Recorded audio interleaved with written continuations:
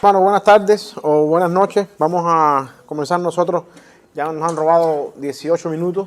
Y no quiero yo tampoco al final estar corriendo ahí. Vamos a ir comenzando nosotros un poquito. Vamos a estar viendo la unidad 10, página 157. Voy a poner mi Biblia aquí, no me cabe en el púlpito.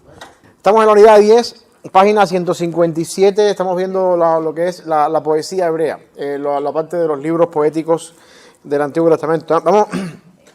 Déjeme orar para comenzar y ya después vamos a ir avanzando un poquito. Padre, te damos gracias por esta oportunidad que nos das, por la bendición de poder estar aquí, Señor, de poder seguir estudiando tu palabra y poder, Padre, también traer a nuestra vida de lo que tú no tienes en tu palabra para nosotros, Señor.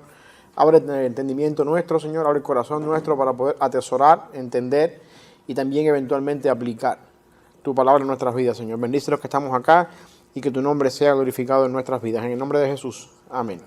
Aquí, unidad 10, página 157. Vamos a cubrir hoy lo que es lo que se compone en la Biblia nuestra como los libros poéticos. Eso va desde Job, Salmos, Proverbios, Eclesiastés y Cantar de los Cantares.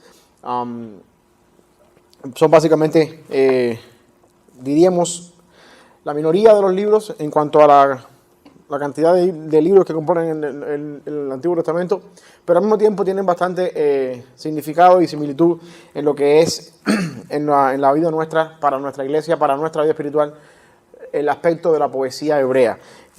Como dije acá, vamos a ir viendo algunos acá. Estoy en la página 157, lo que quiero que ustedes vean ahí es, de alguna manera u otra, cada uno de estos libros y qué es lo que estos libros encierran en total. Job, el primero de ellos, habla un poco acerca del problema del sufrimiento. Este es el gran tema del libro de Job, el problema del sufrimiento, y enfoca el problema del sufrimiento desde el punto de vista personal y también al mismo tiempo filosófico. Vamos a ir entrando en ellos más adelante en detalles, pero lo que quiero que ustedes entiendan es que de manera poética Job trata el problema del mal desde un punto de vista personal, enfocándonos en la vida de Job como tal, y también desde un punto de vista filosófico, en el diálogo que tiene Job con sus amigos, en el diálogo que después eventualmente habla Eliú al final del libro y por supuesto al final cuando Dios habla.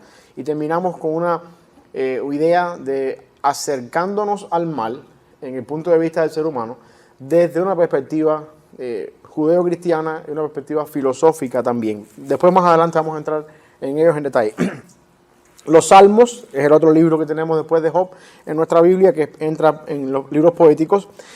Son cánticos de adoración de la nación de Israel, escritos por personas en diferentes necesidades y expresan sentimientos y emociones profundas. ¿Okay? Esto es como, si usted tiene una idea de las iglesias en el tiempo anterior, antes de que hubiera pantalla y PowerPoint y hubiera toda esta cantidad de tecnología que tenemos hoy en día, había en las iglesias, en las sillas atrás, un himnario donde la gente tenía los cantos ahí escritos y vamos a cantar el himno 100 y todo el mundo buscaba el himno 100 ahí y cantábamos todos juntos. Algo así es el libro de los Salmos, es el himnario del pueblo de Israel. Ellos tenían ahí sus poesías, sus cánticos, posiblemente tenían música, no tenemos la música hasta el día de nosotros hoy, no nos ha llegado la música, obviamente, no había partitura ni nada de eso, pero los Salmos, entiendan bien esto, es el libro de la poesía, el himnario de ellos, donde ellos tenían ahí todos sus cantos y usaban los salmos para ciertas cosas en la vida personal, ciertas cosas en el tiempo de la adoración.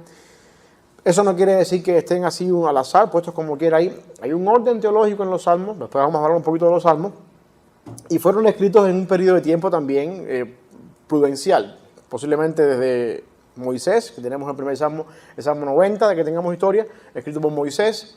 Y tenemos, por ejemplo, el Salmo 137, que estábamos haciendo mención de ese salmo la semana pasada, cuando el pueblo hablaba en los ríos de Babilonia, cuando cantábamos, se quiere decir que eso tuvo que haber sido por el 440 y tanto antes de Cristo. Quiere decir que los salmos se escribieron en un periodo de tiempo que abarcó casi todo lo que duró el Antiguo Testamento. Eso nos dice también a nosotros que de alguna manera los salmos registran experiencias de personas que vivieron durante ese tiempo. David siendo uno de ellos.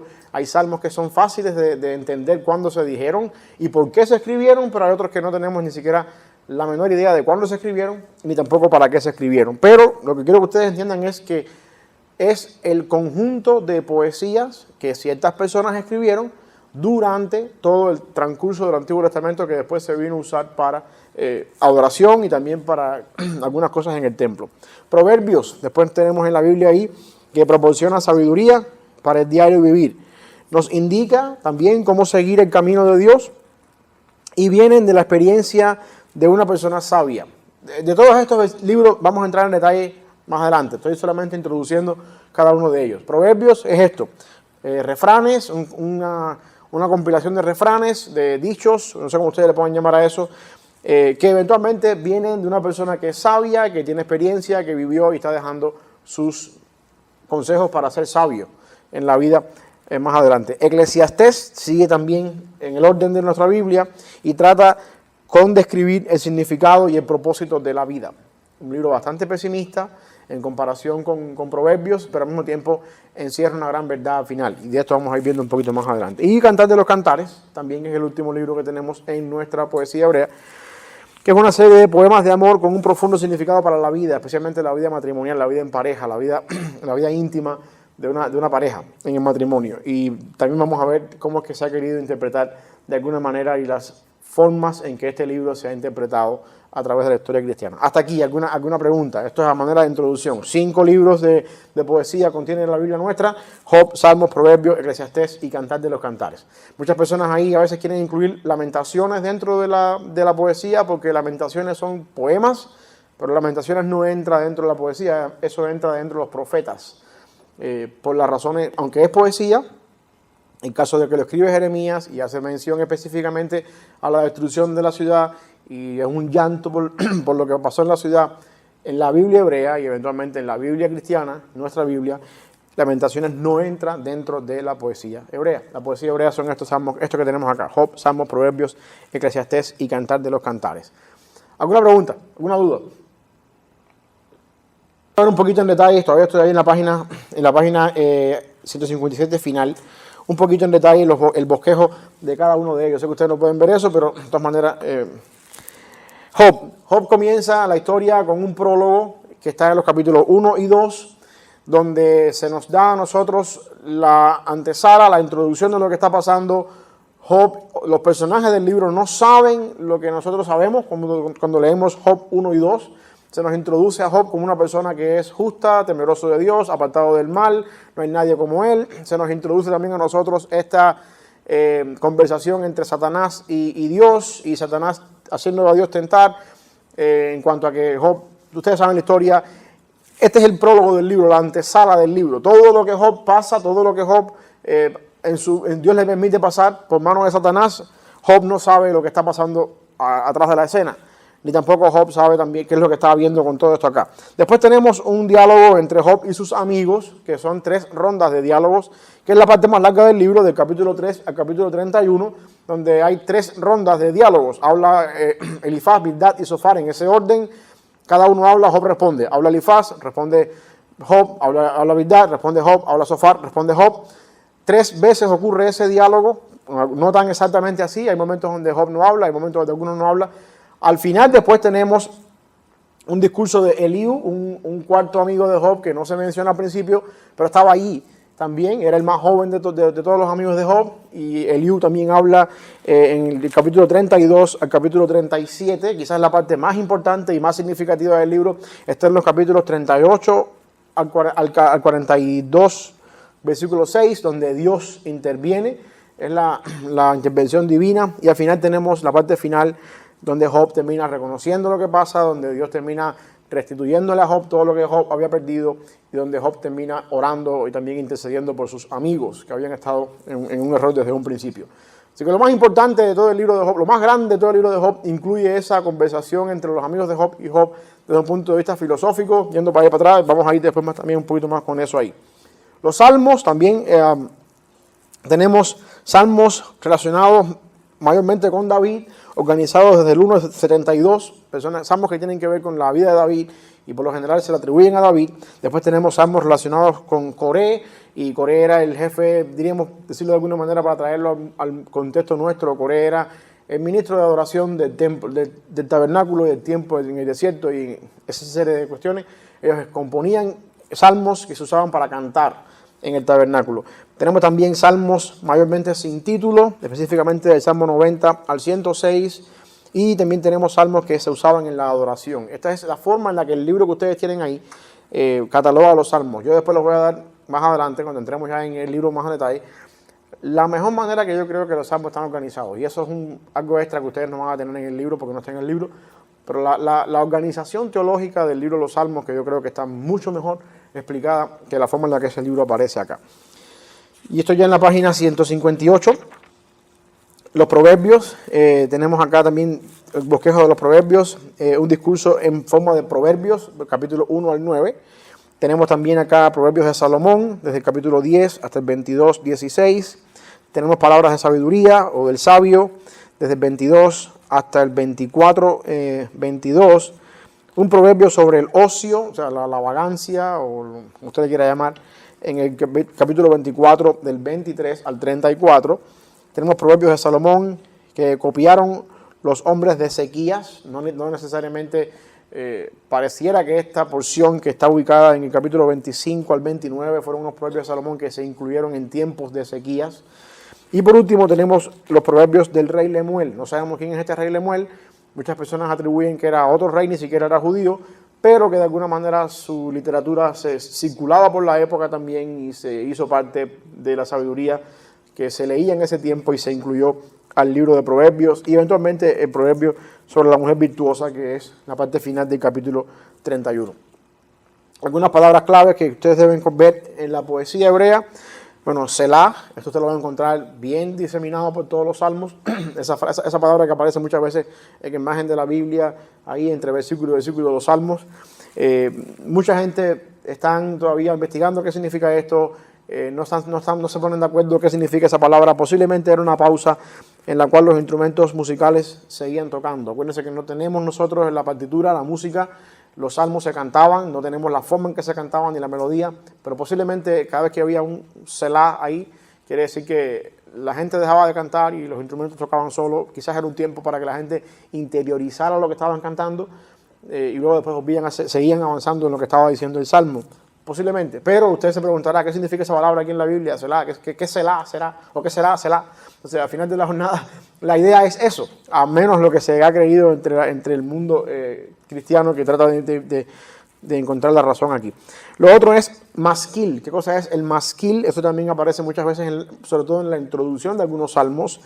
Esto tiene que ver con un poema educativo. Los masquil eran salmos que se usaban con la intención de enseñar. No solamente los salmos se usaban para la adoración y para cantar. Muchas veces los salmos era una manera en que las personas, el tiempo bíblico, aprendían. Al memorizar los salmos, aprendían la palabra del Señor. Por lo tanto, hay salmos que son educativos. Y esa es la definición que usaban ellos, masquil. Y la otra palabra es Sión. Muchos de ustedes quizás han oído Sión en muchas ocasiones.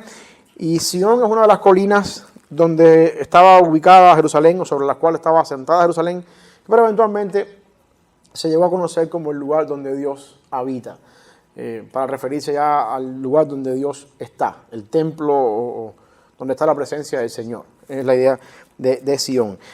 Esto es algunos bosquejos de lo que es estos libros. Después vamos a entrar un poquito más adelante en Eclesiastés y también en Cantares más adelante.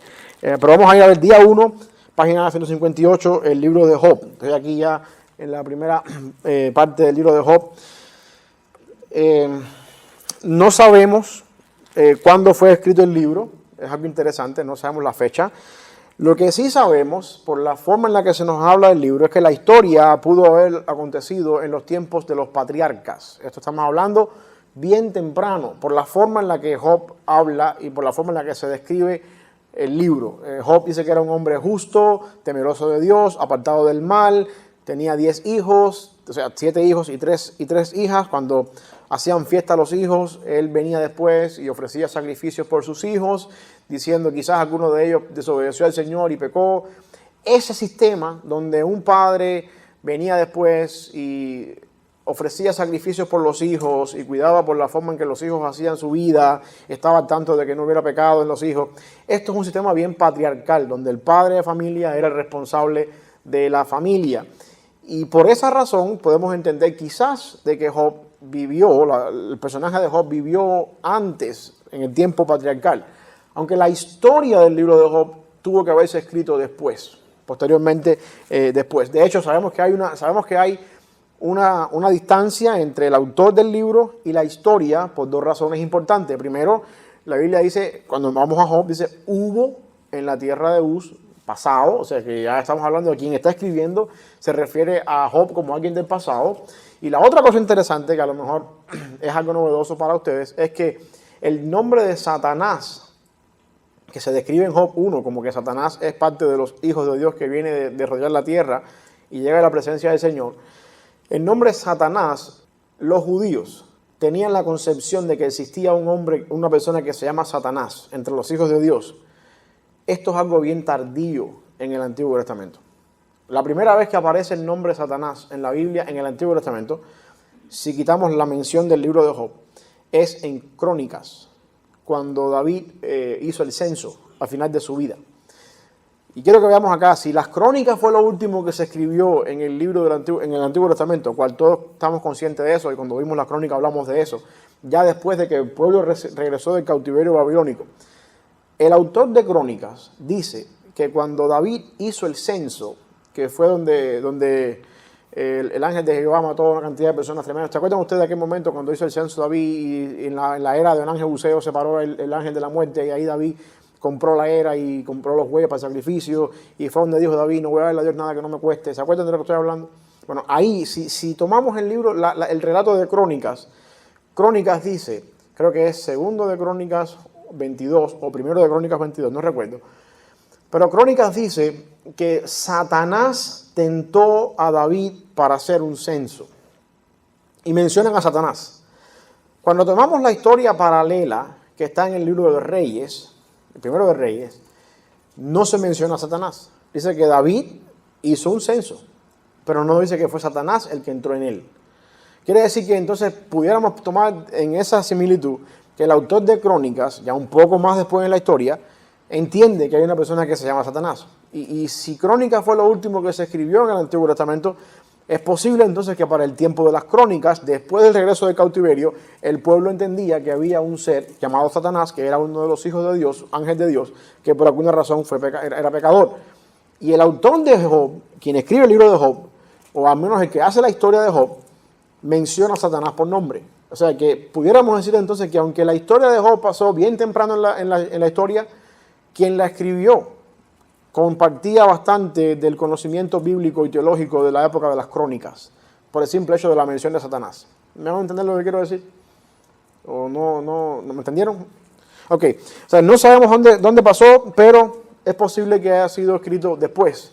Y es posible que por la forma en la que Job vivía, la historia de Job ocurrió bien temprano en la historia. Lo cierto es que la persona que lo escribió, ya sea que haya sido la persona que narró la historia, ya sea que haya sido alguien bien cercano de Job, o el mismo Job que haya escrito su historia y después este autor la tomó y la editó hablando de Satanás y todo lo demás.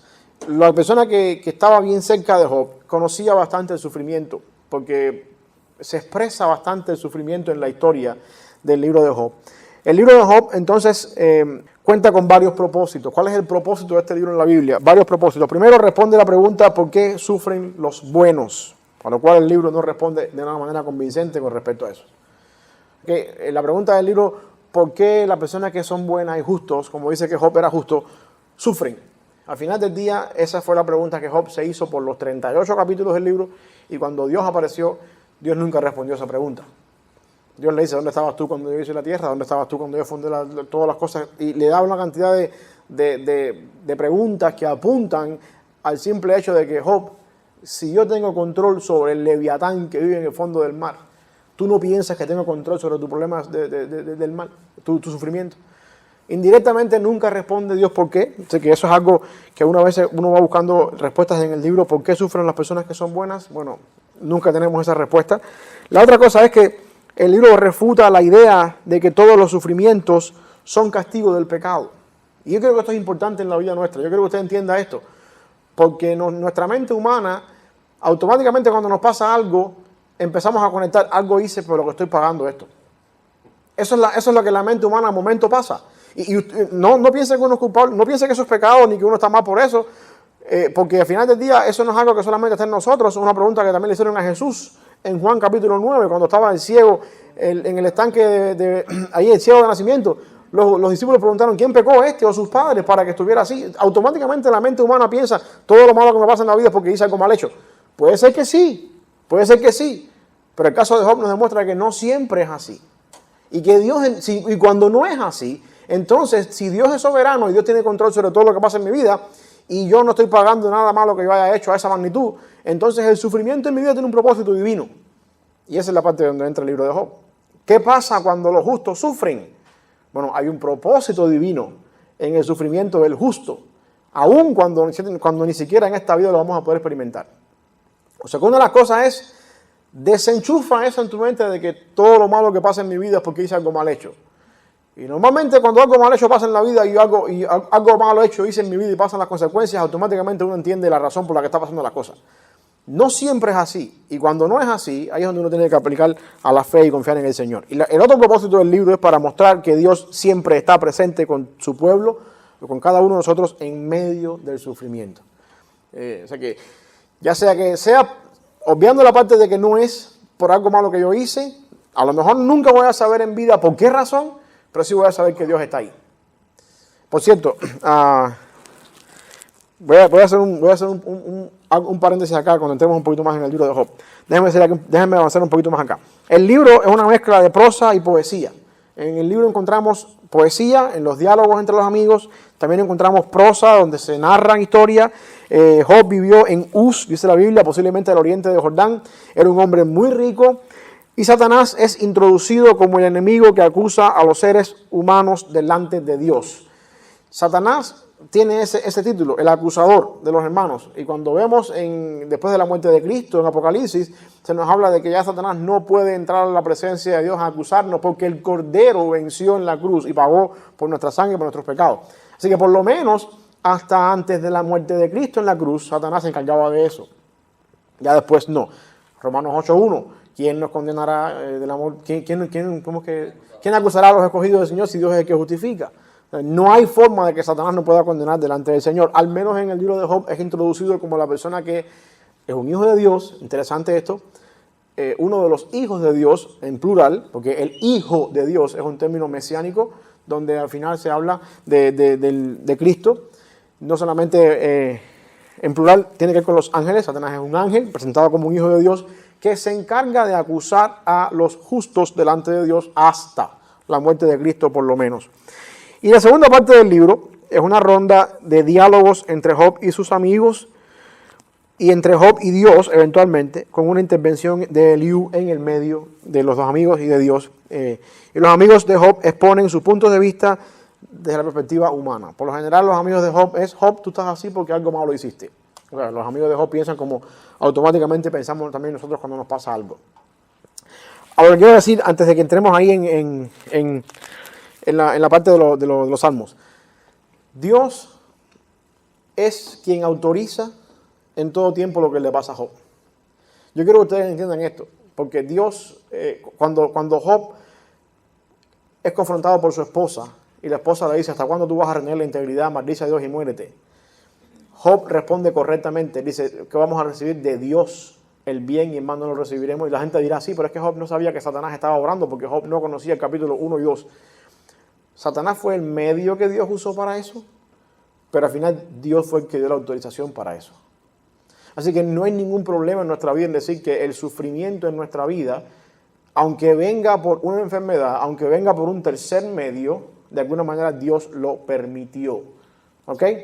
Job nunca se equivocó con eso. Dios le dio a Satanás la autorización para hacer de Job un desastre. Una sola cosa le dijo Dios a Satanás: no toque su vida. Y Satanás le quitó a Job todo lo que tenía, riquezas, los hijos, le quitó la salud y le dejó algo. Le dejó algo que él sabía que podía usar en su contra. La esposa. No es un chiste contra las esposas acá. Pero el punto es el siguiente. Satanás sabía que con su esposa él podía usar lo que pasó en el capítulo 2. Maldice a Dios y muérete. Nadie mejor que una esposa dolida que vea a uno sufriendo en casa entiende esto. Y nadie mejor que uno mismo, siendo el caso de Job, puede recibir en el medio del dolor, en el momento del momento difícil, una tentación como esa de parte de una esposa. Eso quiere decir, eso nos enseña a nosotros algo del lado de acá. Ambos tenemos que estar en la misma página cuando estamos atravesando por la marea alta. Ambos tenemos que estar en la misma perspectiva. Es interesante que de todo lo que perdió Job, los hijos, los animales, todo lo que tenía, no había terminado de hablar un mensajero y venía otro con una mala noticia. Nunca dijo que la esposa se murió. Nunca dijo que la esposa se murió porque Satanás sabía que él podía usar a la esposa como un instrumento para tentar a Job, a hacer lo que él quería que Job hiciera. Obviamente, por supuesto, Job no lo hizo, pero eso, lejos de ser un chiste en contra de las esposas, debería ser algo que uno como pareja debe tomar para ambos lados. En esto estamos juntos los dos y somos fieles al Señor los dos. Y tenemos que estar atravesando por la marea difícil los dos. Y ninguno de los dos puede ser un medio que Satanás use para hacer lo que no debemos hacer, en medio del sufrimiento. De alguna forma, eso lo aprendemos de Job. Eliú, que es el amigo de Job, que no se menciona al principio, que solamente aparece más adelante, había estado escuchando todo lo que estaba pasando, se nos da la idea, se cree que él vino también desde el principio, y desde el capítulo 3 hasta el capítulo 36, 35, creo que es que habla Eliú. Desde el capítulo 3 al 30 y tanto, él está callado, se indigna, porque ninguno de sus amigos puede convencer a Job de que Job está mal en lo que está haciendo, y de alguna manera Job era justo, temeroso de Dios, apartado del mal, no había hecho nada para merecer lo que estaba pasando, pero una vez que estaba en esa situación, una vez que los amigos vinieron, Job empezó de alguna manera, el pecado de Job fue querer atribuirle a Dios que Dios tenía que responderle a él su queja. De alguna forma Job se equivocó en medio de todo el debate y llegó al punto de cuestionar a Dios y como decir, yo quisiera que se me parara Dios delante para que me explicara por qué estoy pasando por esto. Ahí sí Job se equivocó. Y los amigos seguían ahí encaprichados en que era por culpa del pecado de Job. Y al mismo tiempo Eliú está oyendo todo eso y se indigna porque se da cuenta que los amigos no pueden dar en el problema, tampoco pueden hacer convencer a Job. Y él entra entonces en su intervención. Dice que él al mismo tiempo exaltó la grandeza de Dios, pero tampoco pudo refutar a Job ni tampoco pudo resolver el problema de Job. Después, el momento crucial del libro, cuando Dios habla, Dios nunca ofrece una razón para el sufrimiento. Sin embargo, insinuó que así como tiene control de toda la creación, también está en su mano el problema del sufrimiento. De hecho, la intervención de Dios llevó a Job al punto de decir, de oídas te había oído, ahora mis ojos te ven. Y Job entendió perfectamente bien. Si tú eres capaz de fundar la tierra y hacer todas las cosas que le dice él, no vas a tener cuidado de mi sarna, o de la pérdida de mis hijos, o de la pérdida de mi riqueza, no vas a tener cuidado de las cosas que estoy pasando. Job entendió perfectamente lo que estaba pasando. Job no tiene respuesta para lo que Dios está hablando. Él dice, voy a callarme la boca, una vez hablé, dos no voy a hablar. Eso es una manera de decir, no tengo respuesta, no tengo que contratar ningún argumento. Sin embargo, Job reconoció que solo Dios es Señor y que nosotros dependemos de Dios, aún en medio del sufrimiento. ¿Ok? La otra cosa importante es que el libro del sufrimiento y la intervención de Dios fortalecieron la fe de Job. Dios nunca le dio a Job una razón para el sufrimiento, lo cual es algo que nosotros también tenemos que aplicar hoy. No todo lo que pasa en nuestra vida es porque hacemos cosas mal hechas. Y no todo lo malo que pasa en nuestra vida, no siempre para todo lo malo que pasa en nuestra vida, vamos a tener una respuesta o un porqué. ¿Ok? Y eso es algo que tenemos que aprender del libro de Job. El mal viene, la catástrofe llega. Es cuestión de vivir la vida. En el mundo caído donde estamos, en el mundo de pecado en que vivimos, es cuestión de seguir viviendo y por alguna razón algo nos va a pasar. Un dictamen del médico, algo nos va a pasar que uno nunca quiere que suceda. Y el libro de Job nos prepara de antemano para eso. Dios está en control. Y en medio del sufrimiento, en medio de la dificultad, Dios está obrando de manera que no podemos entender. Así que eso es lo que está ahí en esa pantalla que ustedes ven ahí. Algo más con respecto a Job, que ustedes quieran mencionar, algo más, antes que saltemos a los salmos. Ahora calla para siempre, dirían. Ok, vamos a ver los salmos. Estoy al día 2. Vamos a ver ahí los salmos. Estoy en la página 162. Los salmos. Los salmos, dijimos ya, una colección de himnos de alabanza y oraciones que se usaban en el pueblo de Israel. Muchos no se les puede fijar una fecha debido a la gran variedad de autores y fueron escritos a lo largo de toda la historia del Antiguo Testamento. Posiblemente tenemos el primero posiblemente con Moisés, Salmo 90, y tenemos salmos tardíos como Salmo 137. En los ríos de Babilonia nos sentábamos a cantar y nos pedían que cantáramos en tierra extraña. Obviamente es un periodo de tiempo bastante prudencial. Hay otros que sí se pueden marcar fácilmente cuando se escribieron. Por ejemplo, el Salmo 3, si usted lo busca ahí, dice Salmo 3, Salmo de David cuando estaba huyendo de su hijo Absalón. Entonces es fácil de saber cuándo se escribió. O tenemos el Salmo 51, que dice que fue escrito cuando Natán vino a amonestar a David por haberse acostado con Betsabé y por haber matado a Urías Geteo. Hay salmos donde sí es posible encontrar dónde se escribieron, porque lo dice ahí. Y eso le da un poco más de carga emocional al salmo. Pero no todos son así. No todos tenemos en ese sentido la forma de poderlos describir. Hay varios tipos de salmos, según el libro que ustedes tienen acá. Y si ustedes están en la página 164, en el borde de la página van a encontrar ahí los tipos de salmos que aparecen: salmos de la naturaleza, de carácter de alabanza, de fe, de confianza, mesiánicos, salmos de lamento, salmos del trono de Dios, salmos de imprecación o salmos de venganza, que de alguna forma es lo mismo que imprecación.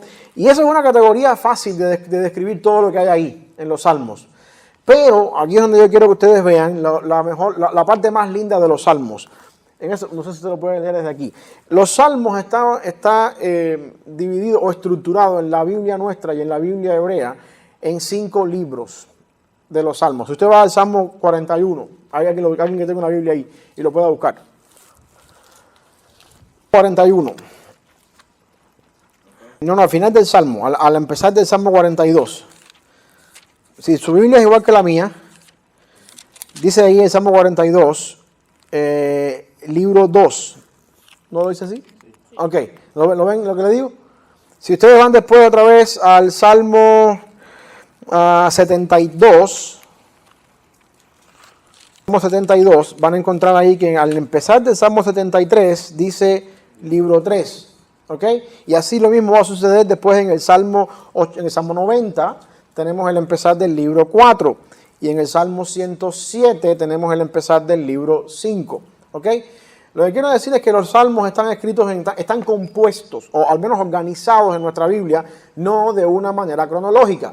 Porque si el primer salmo que se escribió, por la forma que tenemos en la Biblia, es el 90, porque lo escribió Moisés, obviamente el 90 tuvo que haber estado antes del Salmo 3, por ejemplo, que es el Salmo de David, por cronología en que se escribió. Y quien quiera que nos haya dejado el libro de los salmos a nosotros, tenía un propósito teológico con organizar los salmos como los tenemos nosotros ahora. Y eso es lo que yo quiero que ustedes vean en esa tabla que aparece aquí. Los salmos están escritos en 5 libros, apuntando a los 5 libros de la ley. Y están estructurados, organizados en nuestra Biblia de esa manera para hacer énfasis en lo que los 5 libros de la ley dicen. De alguna forma, si la ley era lo más importante que los hebreos tenían en su canon, en su Biblia, todo lo que está en la ley, todo lo que sigue en la Biblia vamos a hacerlo depender de la ley o que se enganche con la ley. Y tenemos entonces que el libro 1 de los Salmos, que va desde el Salmo 1 hasta el Salmo 41, compuesto obviamente por 41 salmos, tiene que ver con la humanidad. Habla, bienaventurado el hombre que no anduvo en consejo de pecadores. Hombre, Señor es mi pastor, nada me faltará, en lugares dedicados pastos. El Salmo 8, quien le has hecho poco menor que los ángeles, coronaste de gloria y de honra. Los primeros 41 salmos tienen que ver con la humanidad. Hacen alusión, obviamente, a Génesis, que es el principio de la humanidad. Tienen un contenido más personal. Uno lee estos salmos y encuentra en ellos algo más personal. Y en todos estos salmos hay un versículo que hace una expresión de alabanza dentro de este contenido. En este caso es el Salmo 41:13. Si usted va a su Biblia ahí, al Salmo 41:13, va a encontrar que este primer libro se puede resumir, la expresión de alabanza de todo el primer libro de los Salmos está en el capítulo 41, versículo 13. Si ahí dice de esta manera: bendito sea Jehová, el Dios de Israel, por los siglos de los siglos. Amén y amén. ¿Ok? Después vamos a ver que el segundo libro de los Salmos está compuesto por 31 salmos, obviamente desde el 42 hasta el 72, y tienen que ver con salmos de liberación. Están agrupados en salmos que tienen que ver con salmos de liberación. haciendo alusión al segundo libro de la ley, que se llama Éxodo, que es precisamente la liberación. Estos salmos tienen un matiz más devocional. Por ejemplo, ahí ustedes tienen el Salmo 42, como el siervo brama por las corrientes de las aguas, y así clama por ti, oh Dios, el alma mía. Salmos más bien devocionales. La doxología de este salmo está en el 72, 19 y 18 y 19, o sea, el último salmo termina también siempre con una doxología, con una expresión de alabanza. Si ustedes van al Salmo 72, 18 y 19, se van a encontrar: bendito Jehová Dios, el Dios de Israel, el único que hace maravillas, bendito su nombre glorioso para siempre, y toda la tierra sea llena de su gloria. Amén y amén. La clausura, el último versículo del Salmo, siempre por lo general es un salmo de alabanza que introduce el próximo libro y que termina el libro anterior. En el Salmo 73 comienza entonces el tercer libro de los Salmos, y por lo general cuando usted lee esta conglomeración de salmos, que está compuesto por 17 salmos, son salmos que se enfocan en el santuario, en el templo del Señor. ¿Y de qué trata el libro Levítico? Del santuario, del tabernáculo en el desierto, por ejemplo. Ustedes, vamos a encontrar aquí un salmo al azar, desde el 73 hasta el 89. Estoy viendo, por ejemplo, el Salmo 75. Gracias te damos, oh Dios, gracias te damos, pues cercano está tu nombre. Los hombres cuentan tus maravillas, al tiempo que señalaré, yo juzgaré rectamente. Se arruinaba la tierra y sus moradores. Yo sostengo las columnas. De alguna forma u otra, todo esto tiene que ver con la estructura del santuario, la manera en la que los salmos apuntan al santuario. Y obviamente esto es algo que tiene que ver con lo que pasó en Levítico. El contenido de estos salmos por lo general es litúrgico, es histórico. Aquí encontramos salmos donde Dios fue con nosotros en aquel tiempo, y tira para atrás. Hay algunas formas que se usaban de alguna forma en la liturgia. Y la expresión de alabanza está en el 98, 52, donde termina el salmo. Si usted lee ahí el 98, creo que metí un teclado mal aquí. 99, 52. Perdón. 89, 52. Sí.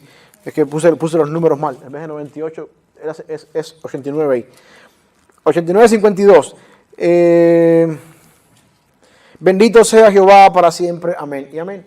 ¿Ok?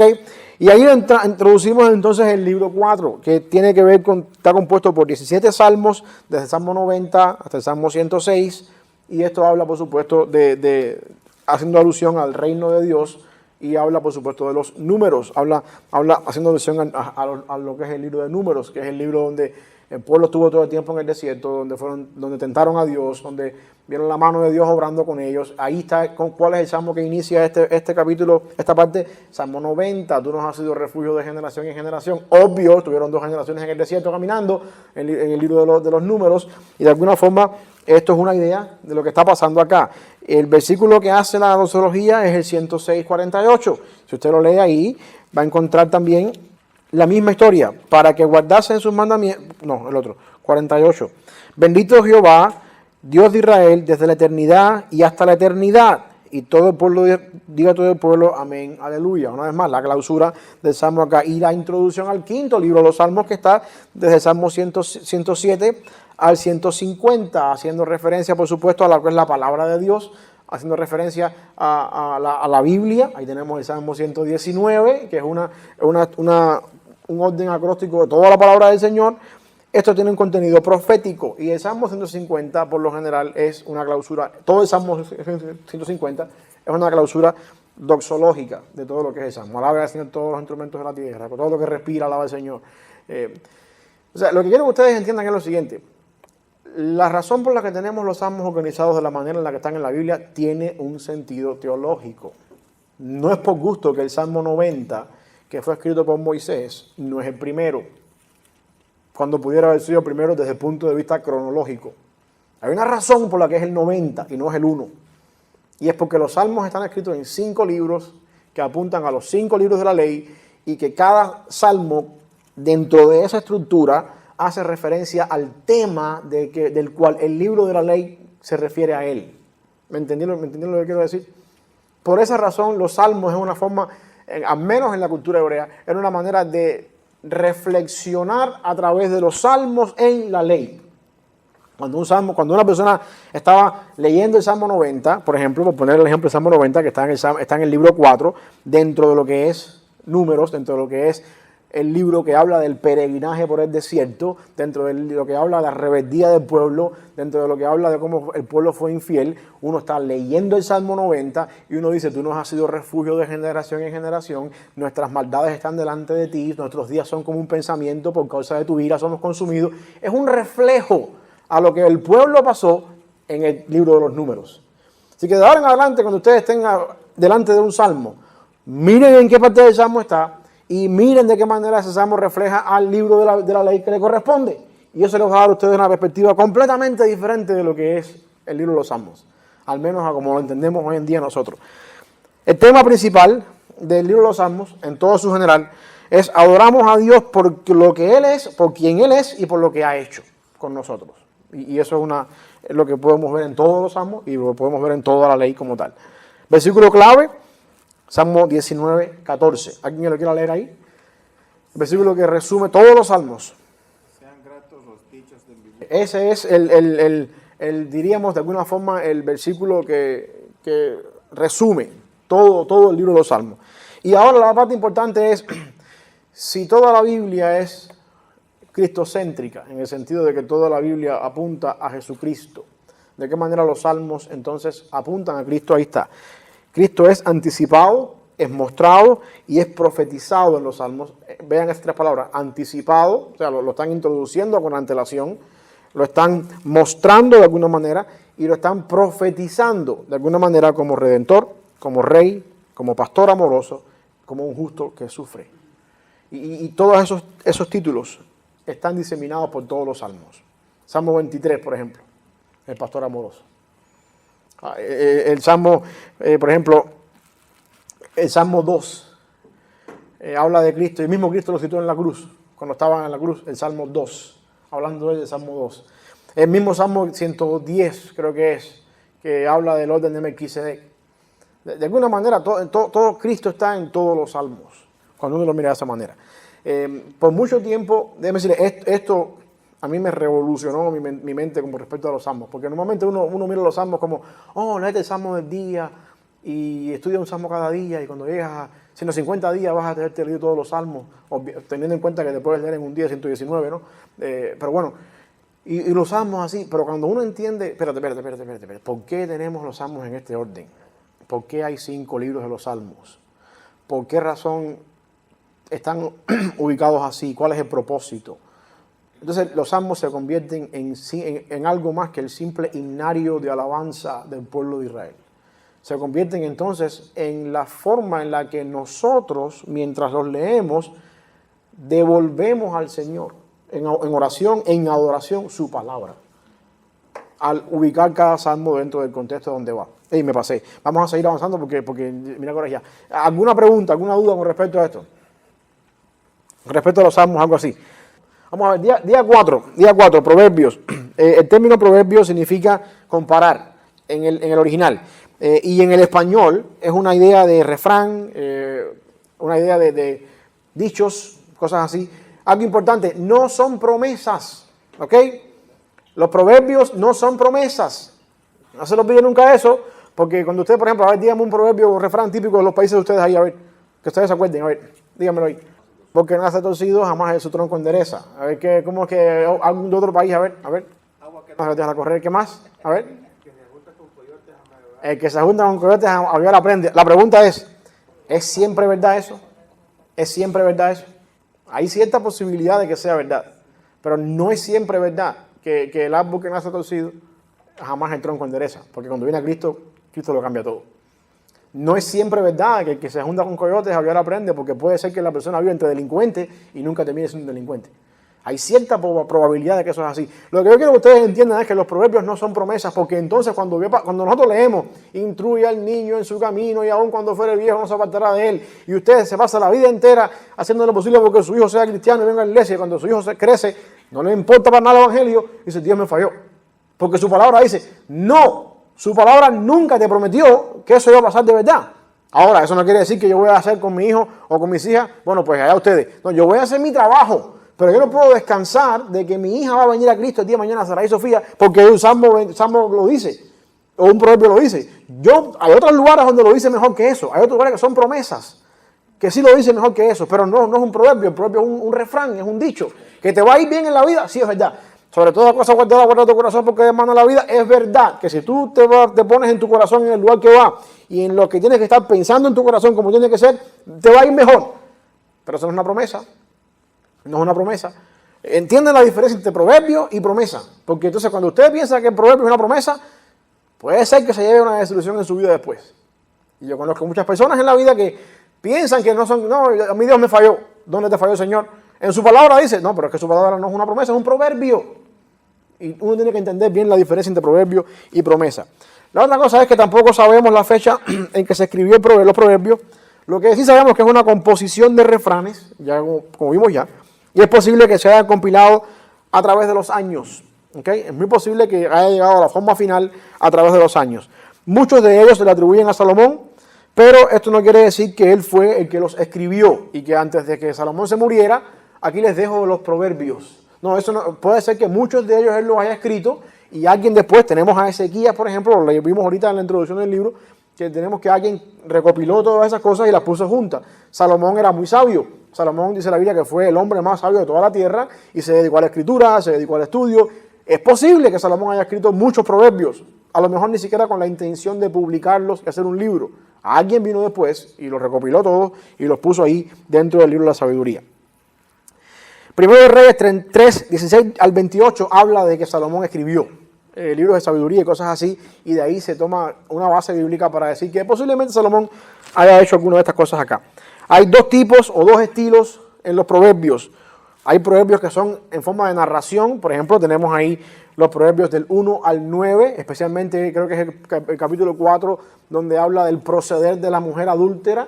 Se narra una historia de cómo la mujer ve al hombre venir desde el camino y lo llama a su casa y lo seduce, y mi esposo no está en la casa, embriaguémonos de amor. Es una historia que va avanzando, diríamos hoy en día, como una canción de country music. Uno empieza una historia y la canción va avanzando en una historia y termina la historia. Y hay proverbios que son refranes que tú dices, ¿qué tiene que ver el 1 con el 2, el 3 con el 4? Son refranes sencillamente así, que pareciera que no se conectan unos con otros, porque son refranes al azar, como los proverbios que van desde el capítulo 10 hasta el capítulo 29. Eso es básicamente el caso de los proverbios. ¿Algo con los proverbios que ustedes quieran argumentar? Contraste. De hecho, la palabra significa comparar, como dijimos al principio. Un contraste con la comparación. Y no solamente en los versículos. Por ejemplo, la mujer virtuosa del 31 es un contraste con la mujer adúltera del 4 o el 9. No me acuerdo cuál de esos es. Es un contraste entre esas dos mujeres. Ok, eso es con respecto a proverbios. Vamos a ver un poquito Eclesiastés y Cantares en el día 5. A diferencia de proverbios, Eclesiastés es un libro pesimista. Pesimista. Eso es, el día que usted tenga un día de mala gana, léase Eclesiastés. Un libro pesimista. Examina la vida y formula la pregunta, ¿es esto todo lo que hay? Esa es la idea de Eclesiastés desde un punto de vista pesimista. Mira la vida desde un punto de vista de una persona que lo ha tenido todo, que lo ha disfrutado todo, que no se privó de nada, y termina diciendo, ¿y esto es todo en la vida? Ese es Eclesiastés. El escritor trata de encontrar el significado de la vida y quería encontrar gozo y propósito en su vida, al igual que todo el mundo en la vida hoy. Todos nosotros queremos encontrar en la vida el propósito, el significado de la vida. Y el escritor de Eclesiastés dice que él buscó ese propósito en todo, en las riquezas, en el placer, en las mujeres, en el dinero, en la sabiduría, en todo. Y lo encontró en un solo lugar. Vamos a verlo más adelante después. Muchas personas atribuyen a Salomón como el autor, aunque no todo el mundo está de acuerdo con eso, no todo el mundo lo da por sentado. Salomón encaja como el candidato perfecto. ¿Por qué razón? Porque Salomón tenía todo eso, dinero, mujeres, pues, sabiduría, todo eso lo tenía y él puede decir, yo viví todo eso. Para otras personas que no creen que sea así. Y la tradición judía y también cristiana se lo atribuye a Salomón. Así que por lo general yo también creo que fue Salomón. Y yo creo que usted también es la opción más acertada. Nadie mejor que Salomón estuvo en la condición de decir, yo probé en todas las partes del mundo de la vida, en el ocio, en el dinero, en las mujeres, y al final no encontré la felicidad en ninguno de esos lugares. Salomón probó todo eso en su vida. La otra cosa importante con respecto a la fecha, si Salomón fue el que lo escribió, tuvo que haber sido escrito antes de su muerte, obvio. 922, Salomón muere, así que si Salomón es el autor, los proverbios fueron escritos antes de la muerte de Salomón.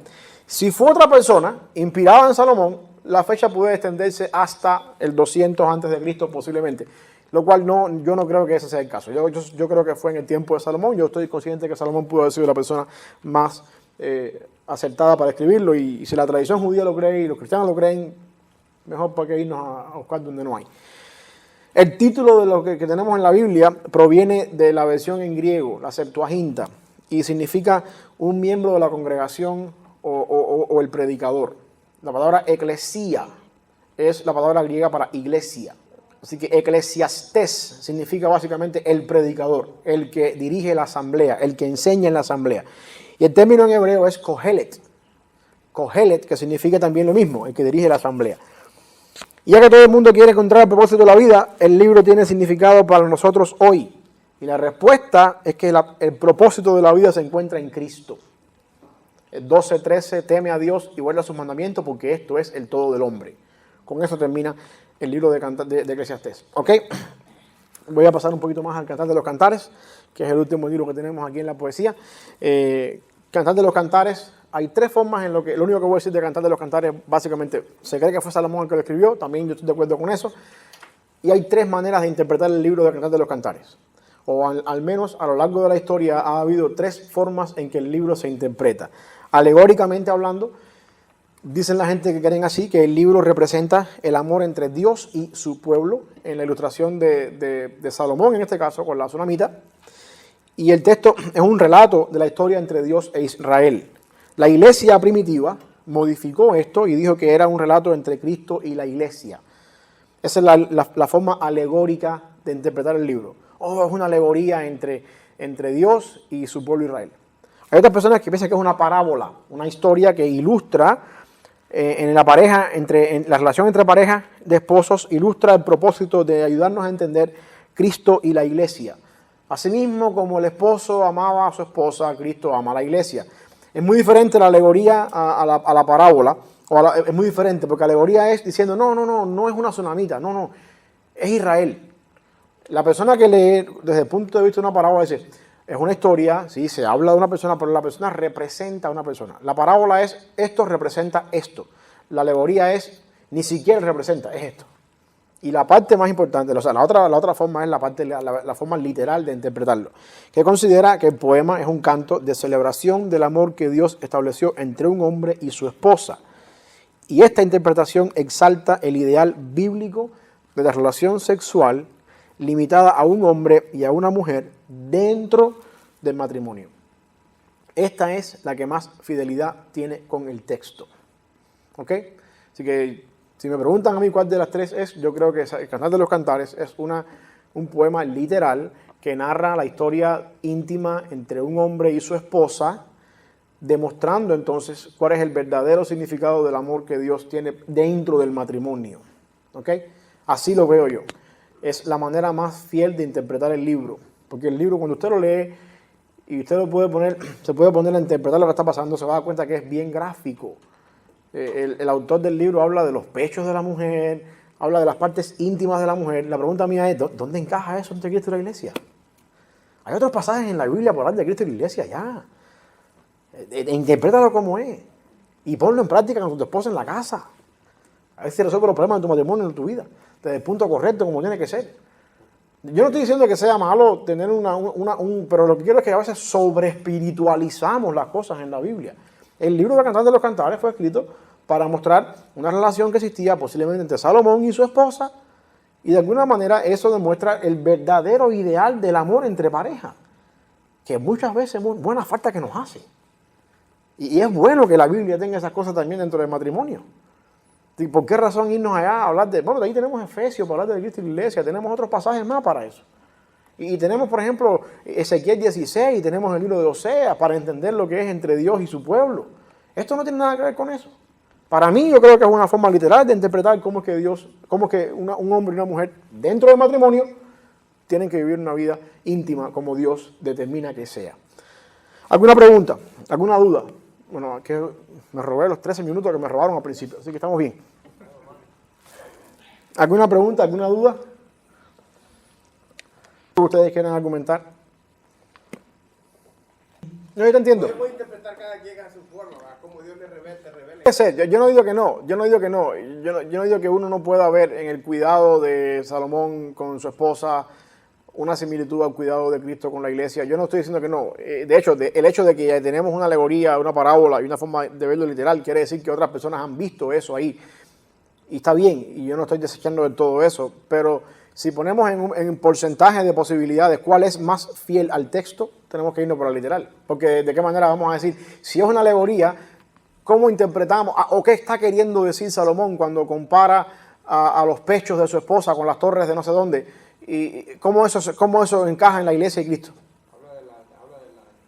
¿Sabe? Y por ahí mucha gente se han ido por ahí y está bien, yo no estoy diciendo que no, pero ¿sabe? Hay más posibilidades de decir esto es un romance entre un hombre y una mujer en el ámbito matrimonial, privado, íntimo, de alguna forma como Dios diseñó el origen del matrimonio desde un principio, aunque pudiera ser que uno pueda tomarlo de esta manera. No sé si vamos a entender lo que quiero decir. Es como que, por ejemplo, yo puedo ver, esta mesa a mí se me puede parecer más a un círculo que esta mesa que está aquí, que es un cuadrado. Yo puedo decir, bueno, pero esta mesa, si yo le hago un corte así circular, sí, tú puedes sacar un círculo de ahí, pero esta luce más un círculo. ¿Entiendes? Es lo que quiero decir. Yo no estoy diciendo que no. Al final del día, cuando hay tres tipos de verlo, es que muchas personas en otro momento lo han visto de otra manera. Pero al mismo tiempo, yo creo también que hay más en la parte íntima que en la parte eclesial. Y la otra cosa es que cuando uno va a las iglesias hoy en día, no todo el mundo, que esos son libros que casi nunca nadie predica desde el púlpito. Es un poquito, tú sabes, para uno desde el púlpito pararse aquí a hablar, no, que los pechos de la esposa, desde el púlpito es un poquito, yo no digo que uno no tenga que estudiar, es palabra de Dios igual, pero no sé. Lo que quiero decir es que si lo vamos a tomar alegórico, tenemos que dejar muchas cosas afuera. Tenemos que decir, solamente es el cuidado entre un hombre y su esposa. Y ahí está bien. Pero si vamos a ir más en detalles, ¿qué hacemos con la comparación de los pechos? ¿Qué hacemos cuando dice que los dientes son comparados a la no se me acuerdo? Porque es que compara todo el cuerpo, las torres, las piernas, los pechos, toda la cintura, todo. Es decir, ok, ¿cómo yo hago esto entre Cristo y la iglesia? ¿Cómo yo veo una comparación aquí? O de qué manera yo hago esto, no sé, de qué manera yo puedo decir que la intimidad entre la iglesia y Cristo es tan grande que la iglesia, nosotros tenemos piernas, pechos, y ¿sabes? Es un poquito, para decir que es una alegoría, tengo que dejar muchos detalles fuera, lo que quiero decir. No sé si a lo mejor fui yo que no me expliqué bien, no sé si me entiendo lo que me quiero decir, y a lo mejor ustedes tienen alguna forma de explicarlo mejor que yo, y pueda ahí interrumpir también, estaría perfecto. Vamos a orar para terminar. Señor, te damos gracias por este tiempo, Padre, por la oportunidad que tú nos has dado de estar aquí, Señor, por la bendición que tenemos de poder estudiar tu palabra, Señor, de poder entenderla, interpretarla, Señor, y aplicarla en nuestras vidas. Tú nos hablas a través del Espíritu Santo, Señor, y tú nos pones a nosotros, Padre Celestial, en nuestro corazón, Señor, aquellas cosas que tú entiendes que son útiles para nuestra vida. Te pedimos que tú, Señor, nos ayudes a seguir entendiendo tu palabra, a poder aplicarla, Señor, a poder interpretarla de una manera correcta, Padre, que nos cambie, que nos transforme, Señor, y que también podamos nosotros, a través del impacto que hace en nuestra vida, cambiar y transformar a otros por el poder del Espíritu Santo, Señor. Llévanos en paz a nuestros hogares, en el nombre de Jesús. Amén. Gracias, mis hermanos, por su tiempo.